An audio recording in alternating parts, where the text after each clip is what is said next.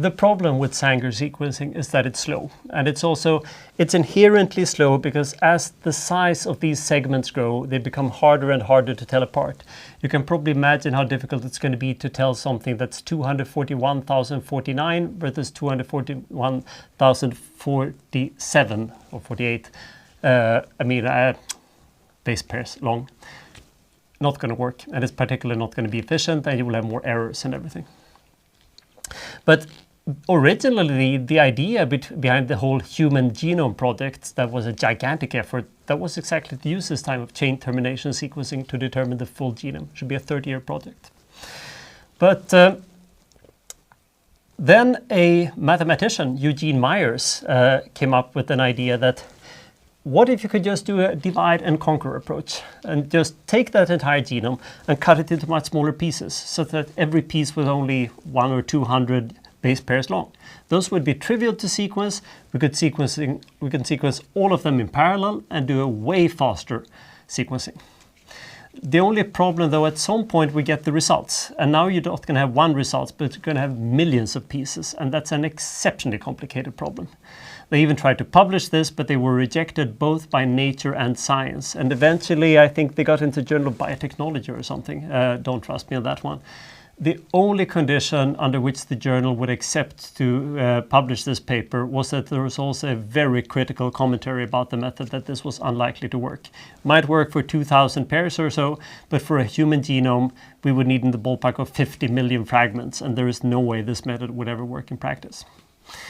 The cool thing is that Gene Myers, it's a great name, given what he's working on, in fact, he solved the problem. And it's far beyond the context of this class to go through how this was solved. It's a very difficult problem, not just solving it, but proving with certainty that we get the right sequence. And this is the basis of so-called shotgun sequencing.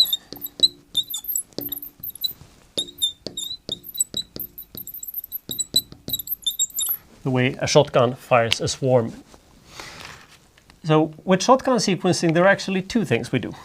If I'm sequencing a brand new genome, it's complicated because I don't know exactly how long the genome is going to be. So I take my genetic material, I run it through PCR, so I amplify it, I have lots of material.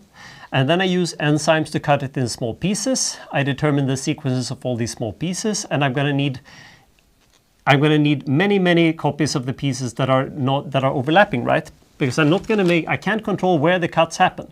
So I need to make sure that I have enough cuts that, say, if I show with the pens here, they need to overlap each other so that I can stitch it back up. It's not going to be enough to have 2 or 3 things overlapping, but in practice, to have good certainty here, we might need something like 30, 40, or 50 times overlapping. Because with enough statistics here, I should be able to devise a mathematical model that predicts what the entire sequence here had to be. Remember, if there are repeating units here of length 100 or so, it's going to be exceptionally difficult.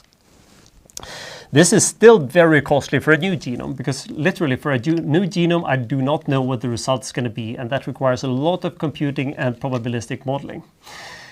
But it's still possible, and once I've determined that once for a, say, human genome, it's much easier the second time.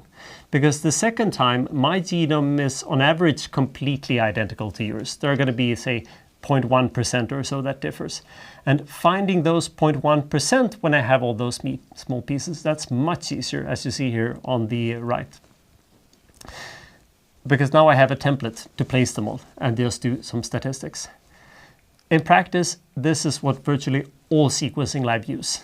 Of course, we haven't completely given up on Sanger. The methods we typically use to sequence each part here is still based on the Sanger sequencing, but we don't use long reads anymore. The typical reads here would be in the ballpark of maybe 100 base pairs or so, and then we let computers figure everything else out. It's completely amazing that it works, but it does.